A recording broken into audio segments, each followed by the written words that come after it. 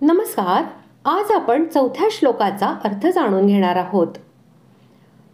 पूर्वीच्या श्लोकात योगारूढ हा शब्द आलेला आहे.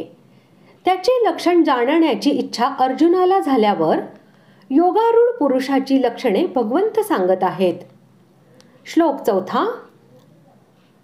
यदा हीनेन्द्रियार्थेषु न कर्मस्वनुषज्यते सर्वसंकल्पसन्न्यासी योगारूढस्तदोच्यते. श्लोकाचा अर्थ. ज्यावेळी इंद्रियांच्या भोगात किंवा कर्मातही पुरुष आसक्त होत नाही, त्यावेळी सर्व संकल्पांचा त्याग करणाऱ्या पुरुषाला योगारूढ म्हटले जाते. साधकाने इंद्रियांच्या अर्थामध्ये अर्थात प्रारब्धानुसार प्राप्त होणारे शब्द, स्पर्श, रूप, रस आणि गंध या पाचही विषयात, अनुकूल पदार्थ, परिस्थिती, घटना, व्यक्ती इत्यादीत आणि शरीराचा आराम, मान, प्रतिष्ठा इत्यादीमध्ये आसक्ती ठेवू नये. यांचा भोगबुद्धीने भोग घेऊ नये. त्यांच्याविषयी संतोष मानू नये. तर असा अनुभव करावा की हे सर्व विषय, पदार्थ इत्यादी आलेले आहेत आणि प्रत्येक क्षणाला जात आहेत.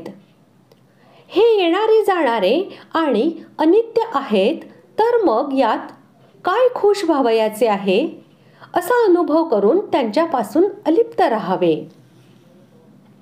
इंद्रियांच्या भोगात आसक्त न होण्याचे साधन इच्छापूर्तीचे सुख न घेणे हे आहे. जसे एखादी मनासारखी गोष्ट घडली, मनासारखी वस्तू, व्यक्ती, परिस्थिती, घटना इत्यादी प्राप्त झाली आणि जे नको आहे ते न घडल्यास मनुष्य त्यात प्रसन्न होतो, तसेच त्यापासून सुख घेतो. सुख घेतल्याने इंद्रियांच्या भोगात आसक्ती वाढते. म्हणून साधकाने अनुकूल वस्तू, व्यक्ती, पदार्थ इत्यादीच्या मिळण्याची इच्छा करू नये आणि इच्छेशिवाय अनुकूल वस्तू इत्यादी मिळाल्या तरी त्यात प्रसन्न होऊ नये. असे झाल्याने इंद्रियांच्या भोगात आसक्ती राहणार नाही. तात्पर्य, जीवन निर्वाह व्यतिरिक्त वस्तूंना आपले आणि आपल्यासाठी न समजल्याने मनुष्याची भोगात आसक्ती होत नाही. जसे इंद्रियांच्या विषयात आसक्ती असू नये, तसेच कर्मातही आसक्ती असता कामा नये. अर्थात क्रियमाण कर्माच्या पूर्ती अपूर्तीमध्ये आणि त्या कर्माच्या तात्कालिक फलाच्या प्राप्ती अप्राप्तीमध्येही आसक्त होऊ नये. कारण करण्यातही एक आसक्ती असते. कर्म योग्य रीतीने झाले तर त्यापासून एक सुख मिळत असते आणि कर्म योग्य रीतीने झाले नाही तर मनाला एक दुःख होत असते. हे सुख दुःखाचे होणे कर्माची आसक्ती आहे.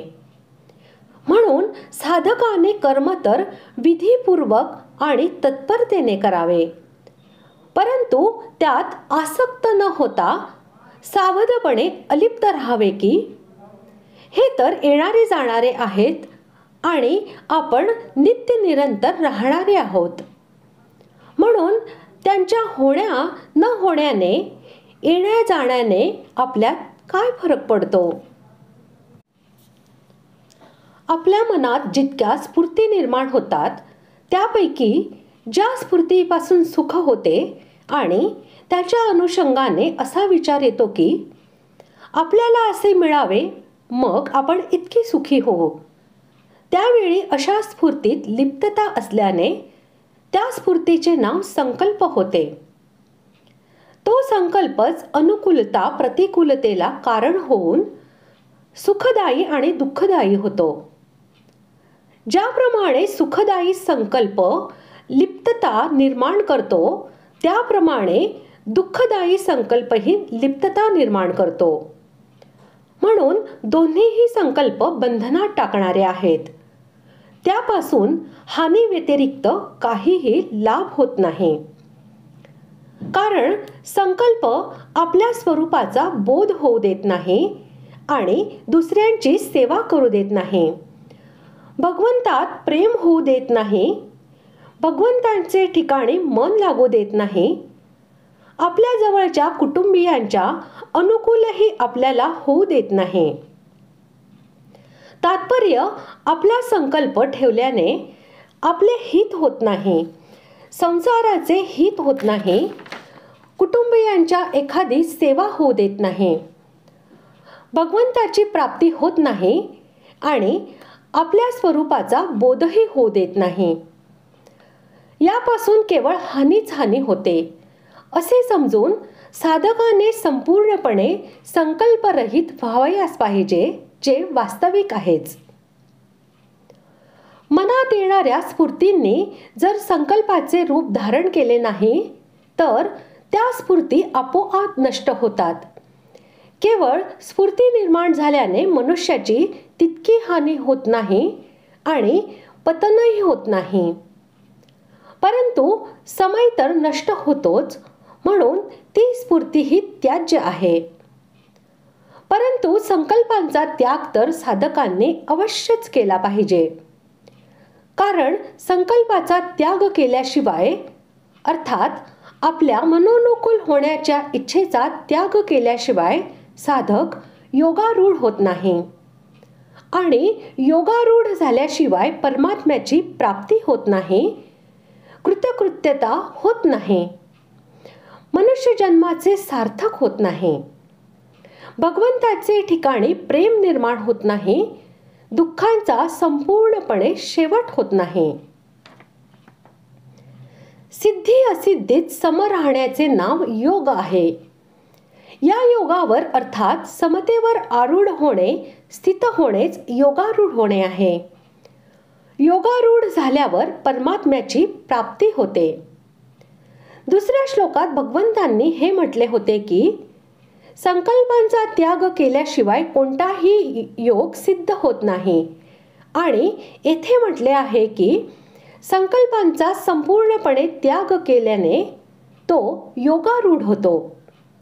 यावरून सिद्ध होते की सर्व प्रकारच्या योगाने योगारूढ अवस्था प्राप्त होत असते. जरी या ठिकाणी कर्मयोगाचेच प्रकरण आहे, परंतु संकल्पांचा संपूर्णपणे त्याग केल्याने योगारूढ अवस्थेत सर्व एक होतात. अशा प्रकारे आज आपण 4थ्या श्लोकाचा अर्थ जाणून घेतला. पुढील भागात आपण 5व्या श्लोकाचा अर्थ जाणून घेऊया. धन्यवाद.